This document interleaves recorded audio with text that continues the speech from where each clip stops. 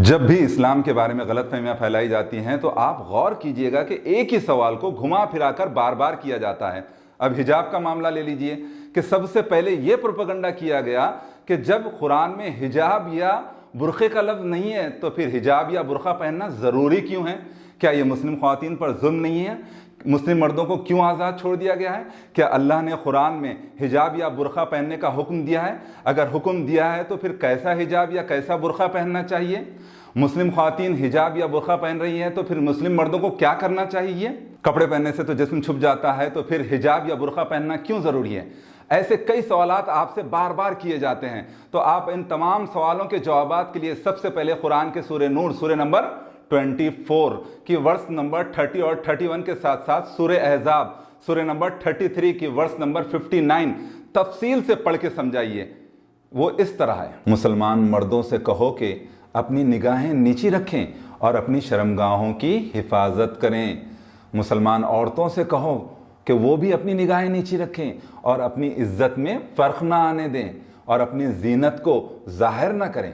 अपने सीनों पर अपनी ओढ़नियों के आंचल डाले रहें, वो अपना बनाव सिंगार ज़ाहिर ना करें।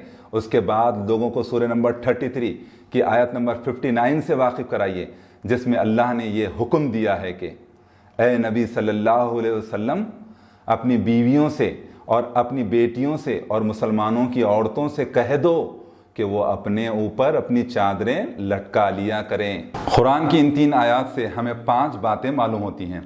नंबर 1, मुस्लिम ख़वातीन को ख़ुद को छुपाने के लिए कुरान में जो कंडीशंस बताई गई हैं वो कंडीशंस, वो शराइत बुरखा या हिजाब पहनने या चादर ओढ़ने से पूरी होती हैं। नंबर 2, मुस्लिम ख़वातीन को ख़ुद की नज़रें नीची रखने और मुकम्मल पर्दे का हुक्म देने से पहले अल्लाह ने कुरान में सबसे पहले मुस्लिम मर्दों को अपनी नज़रें नीची रखने और अपनी शर्मगाहों की हिफाजत करने का हुक्म दिया।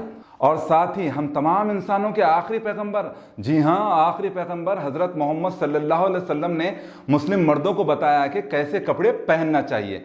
पढ़ेंगे तो मालूम होगा ना, तो फिर पढ़िए।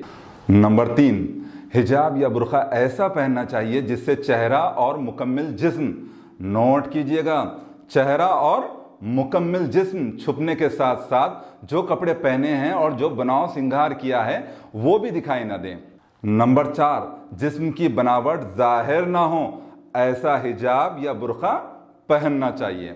नंबर 5, बहुत अहम है, अपने नॉन मुस्लिम भाइयों और बहनों को कपड़े और हिजाब में फ़र्क को समझाइए। उन्हें बताइए कि कपड़े और जो बनाव सिंगार किया है उससे अट्रैक्शन पैदा होता है और हिजाब या बुरखा इस अट्रैक्शन को छुपाता है। ये सब मालूम है ना आपको? किसने रोका है बताने से? बताते क्यों नहीं? बताइए ना।